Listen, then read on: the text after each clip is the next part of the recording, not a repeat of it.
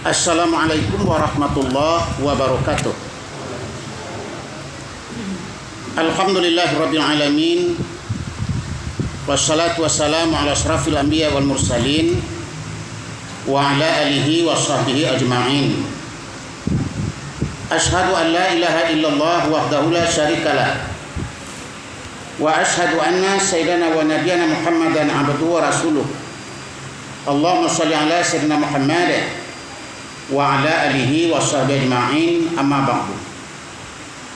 Faqala ta'ala fil Qur'anil Karim, a'udzu billahi minasyaitonir rajim.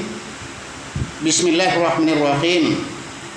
Wa'budullaha wa la tusyriku bihi syai'an wa bil walidaini ihsana wa bizil qurba wal yatama wal masakin wal jari zil qurba wal jaril junub wasahibi bil jambi wa binis sabil wa ma malakat aymanukum innallaha la yuhibbu man kana mukhtalan fakhura. Shadaqallahul azim. Kaum muslimin dan kaum muslimat, jamaah yang berbahagia,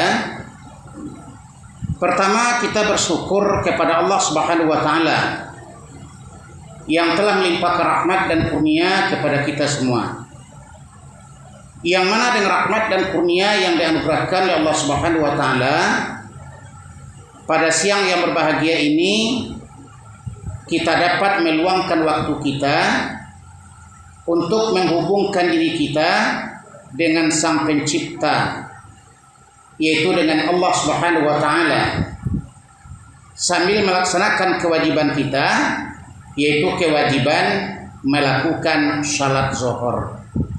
Mudah-mudahan ibadah kita diterima dan dosa-dosa kita diampunkan oleh Allah Subhanahu wa taala. Amin ya rabbal alamin. Kemudian salawat dan salam kita kirimkan kepada arwah junjungan Nabi Muhammad sallallahu alaihi wasallam, yang mana beliau telah membimbing umat manusia dari alam kejahilan kepada alam yang berilmu pengetahuan, sebagaimana yang kita rasakan pada saat ini. Bapak-bapak dan ibu-ibu, kaum muslimin, kaum muslimat yang berbahagia, di dalam surah An-Nisa ayat yang ke-36 ada dua perintah Allah yang dianjurkannya kepada kita umat Islam untuk senantiasa mengingatnya, mengilmuinya, dan melaksanakan dalam hidup dan kehidupan kita. Apakah perintah Allah tersebut? Allah Subhanahu wa taala berfirman, wa'budullah wa la tusyriku bihi syai'a. Sembahlah olehmu Allah dan jangan sekutukan Dia dengan sesuatu apapun. Itu perintah yang pertama kepada kita umat Islam, yaitu menyembah Allah. Dan kita tidak boleh mempersekutukannya, menyembah selain dari Allah, atau meminta kepada selain Allah, atau menggantungkan nasib kita kepada selain Allah. Cukup Allah tempat kita berlindung, tempat kita menyembah, tempat kita meminta, dan tempat kita mengabdikan diri kita. Bapak-bapak dan ibu-ibu, kaum muslimin, kaum muslimat yang berbahagia, pernah sahabat Mu'adz bin Jabal bertanya kepada Nabi, bagaimana bisa supaya aku masuk surga, kata beliau. Jawab Nabi adalah, ta'budallah wa la tusyriku bihi syai'a. Engkau hendaklah menyembah kepada Allah dan engkau tidak mempersekutukannya dengan sesuatu apapun. Bapak-bapak dan ibu yang terhormat, rupanya ini, amalan kita ini, perbuatan kita ini, menyembah dan tidak mempersekutukan Allah, adalah di antara yang akan memasukkan kita dalam surga. Dalam surganya Allah Subhanahu wa taala. Ya, memang tidak pantas orang yang tidak mau menyembah akan masuk surga.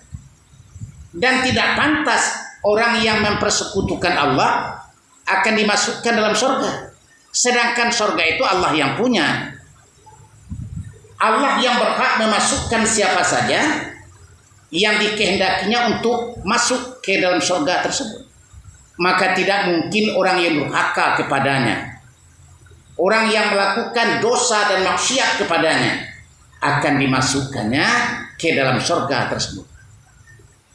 Nah, kaum muslimin dan kaum muslimat yang berbahagia, kepada kita umat Islam diatur cara mengabdi kepada Allah. Seperti dalam kita melakukan salat misalnya. Ada takbir yang kita lakukan mengagungkan Allah dengan ucapan Allahu Akbar. Allah Maha Besar. Allah Maha Agung. Kalau dalam takbir saja kita sudah ucapkan Allah Maha Besar, berarti kita memandang dan merasakan selain dari Allah Subhanahu wa taala semuanya kecil belaka. Tidak ada artinya di hadapan Allah Subhanahu wa taala. Maka dengan itu, bapak-bapak dan ibu-ibu yang terhormat, sudah pantas dengan mengabdikan diri kita kepada Allah dengan tidak mempersekutukan Allah. Maka ini perintah pertama yang Allah berikan kepada kita, maka dapat menyelamatkan diri kita baik di dunia ataupun di akhirat. Itu perintah yang pertama dalam ayat ini. Perintah yang kedua, wabil walidaini ihsana. Kepada kedua orang ibu bapakmu hendaklah kamu melakukan kebaikan. Perintahnya berbuat ihsan, di antaranya kepada orang tua kita. Berbuat ihsan artinya adalah berbuat kebaikan. Kalau kepada orang tua kita berbuat ihsan, yang pertama kita tidak boleh mendurhakainya dan kita tidak boleh menyakiti hatinya dan kita tidak boleh menyakiti jasadnya. Bapak-bapak dan ibu-ibu yang terhormat, yang akan kita lakukan adalah yang pertama menghormatinya, memuliakannya, dan menjalankan perintahnya selama perintahnya itu tidak melakukan kedurhakaan kepada Allah. Ini melakukan kebaikan. Tapi melakukan kebaikan berbuat ihsan bukan kepada orang tua saja, tapi orang tua ini dalam ayat ini diutamakan, ditaruh pada bagian yang utama. Kenapa demikian? Itulah orang yang dekat dengan kita. Orang yang paling dekat dengan kita adalah orang tua kita. Yang pertama kita kenal orang tua kita. Dan kita makan dan minum di waktu kecil adalah dari air susu ibu kita. Menunjukkan dia orang yang dekat dengan kita. Maka Allah letakkan pada tempat yang pertama untuk melakukan kebaikan. Bapak-bapak dan ibu-ibu yang terhormat, selain itu masih banyak yang lain. Seperti karib kerabat, wabizil kurba, lakukan kebaikan. Wal yatama, wal masakin, kepada anak yatim dan orang-orang miskin. Wal jarizil kurba, wal jaril junub, kepada jiran yang jauh dan jiran yang dekat. Kita disuruh melakukan kebaikan. Wasahibi bil jambi, kepada karib kerabat, teman sejawat, dan banyak lagi yang lain tempat kita melakukan kebaikan. Yang pada prinsipnya sesudah kita diperintahkan sembah Allah, jangan sekutukan Dia. Yang kedua adalah lakukan kebaikan-kebaikan dalam kehidupan kita. Baik kebaikan kepada Sang Khalik, yaitu Allah dengan mengabdikan diri kepadanya, atau kebaikan kepada makhluk dengan melakukan kebaikan-kebaikan nyata, memberikan pertolongan dan lain-lain sebagainya. Kaum muslimin dan kaum muslimat yang berbahagia, dalam ayat ini dua ini perintah kepada kita umat Islam dan satu larangan.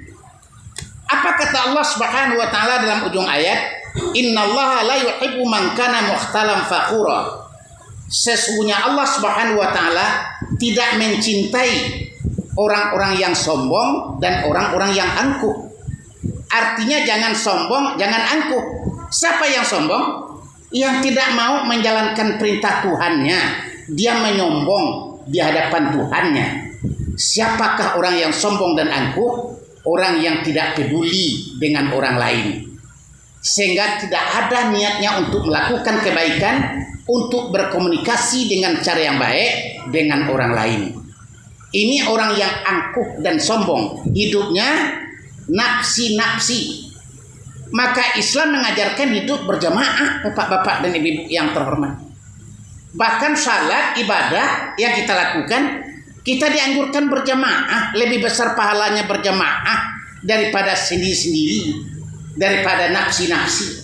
Maka dengan itu mari kita berjamaah hidup di atas dunia ini. Karena kita tidak ada arti apa-apa tanpa ada orang lain. Kita tidak bisa mengatakan kita pintar kalau tidak ada orang yang lebih bodoh daripada kita. Dan kita tidak bisa mengatakan kita orang yang kaya raya kalau tidak ada orang yang lebih miskin daripada kita. Maka kita memerlukan dan membutuhkan orang lain. Dan kalau kita pikirkan, kalau kita makan satu buah kue saja, bapak-bapak ibu-ibu yang terhormat, berapa banyak orang yang terlibat dengan kue yang satu buah itu? Siapa yang bikin garam? Siapa yang membereskan kelapanya? Siapa yang membuatnya? Siapa yang membikinnya? Ini memerlukan orang lain. Maka dengan itu, dengan satu biji kue terlibat beberapa orang, baru dapat kita makan kue. Apalagi dalam urusan-urusan yang lebih besar dalam kehidupan kita, kita membutuhkan orang lain. Dan orang lain butuh kepada kita. Maka dengan itu, Islam mengikat manusia ini dengan persaudaraan. Sehingga Allah katakan orang-orang mukmin itu bersaudara. Orang-orang mukmin itu sama dengan orang satu saudara, satu ayah dan satu ibunya. Yang satu dengan yang lain harus saling tolong menolong dalam hidup dan kehidupannya. Bapak-bapak, ibu-ibu yang terhormat, mudah-mudahan kita dapat menjalankan perintah Allah ini, menyembah Allah Subhanahu wa taala dengan benar, tidak mempersekutukannya, dan juga melakukan kebaikan dalam hidup dan kehidupan kita kepada sesama makhluk. Semoga Allah memberikan rahmat kepada kita dan menerima amal dan ibadah yang kita lakukan. Demikian bapak-bapak dan ibu-ibu yang terhormat. Terima kasih dan mohon maaf. Wassalamualaikum warahmatullahi wabarakatuh.